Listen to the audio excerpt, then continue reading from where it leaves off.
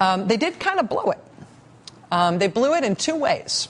First, they did this on the day that the Obama campaign is spending all of its resources to highlight Mitt Romney's time as governor.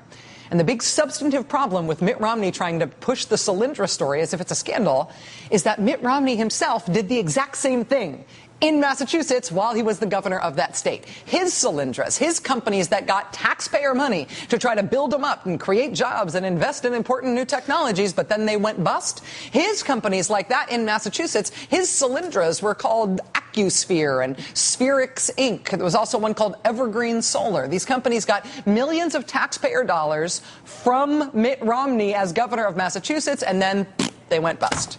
And yes, some of these companies were run by big Mitt Romney campaign donors.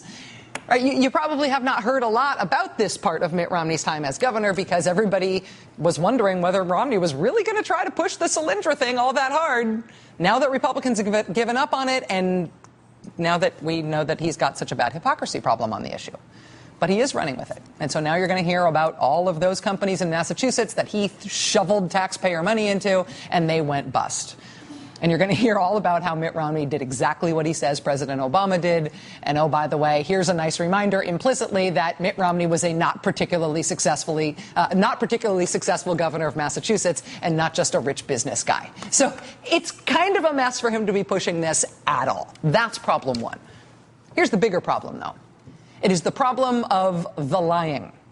At that Solyndra stunty photo op thing today, Mitt Romney told a bald-faced lie right off the bat. It was the first thing that he said. It was blunt. 2 years ago, President Obama was here to tout this building and this business as a symbol of the success of his stimulus. Well, you can see that it's a symbol of something very different today. It's a symbol not of success, but of failure. It's also a symbol of a serious conflict of interest. An independent inspector general looked at this investment and concluded that the administration had steered money to friends and family, to campaign contributors. That is not true. An inspector general did not look into the investment in Solyndra and conclude that the administration had steered money to friends and family. That did not happen. That is a lie. Michael Grunwald writes at Time magazine, and he's been writing a book about the stimulus. He wrote about this turn in the Mitt Romney campaign today, but it hasn't really been picked up anywhere else. I'm surprised this is not a bigger story. See, no real reporter who's ever followed this Solyndra story, as Republicans have tried to make it a big deal, would have missed that kind of incredibly damning detail. I mean, had there been an IG investigation that concluded that there was corruption here, that would be a big deal. But that didn't happen.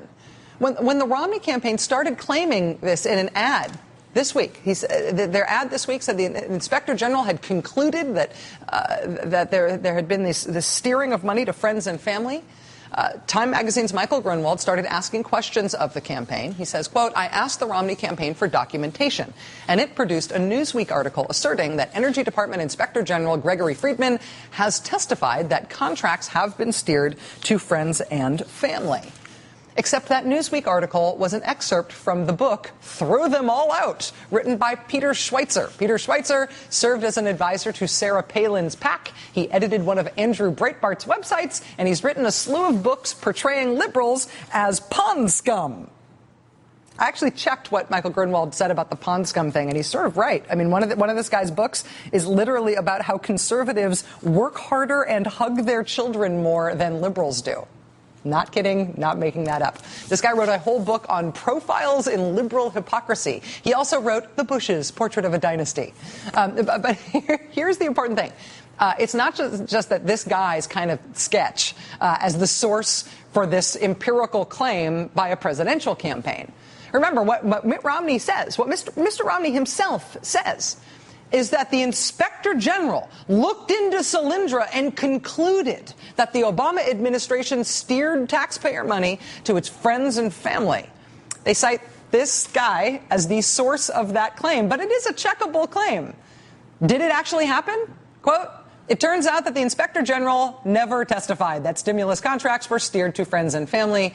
He said his office was investigating whether stimulus contracts were steered to friends and family.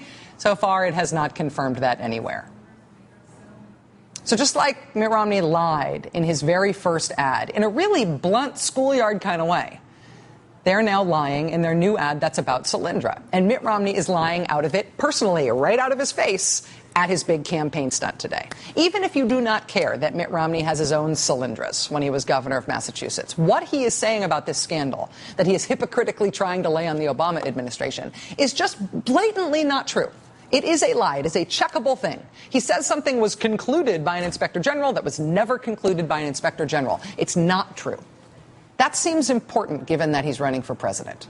Even on a busy news day, even after you've been driven to the candidate's photo op with a blindfold on or something, and so maybe you're a little confused as to where you are, even on a crazy day in American politics like today with the return of George Bush but the inexplicable non-return of Dick Cheney, even in a day like this with the totally confusing John Edwards verdict in the middle of it and nobody knew what it meant, even in this nuts day in American politics, don't you think the candidate telling a big, blatant lie in the middle of the news cycle deserves a little follow-up? The Washington Post's E.J. Dionne joins us next.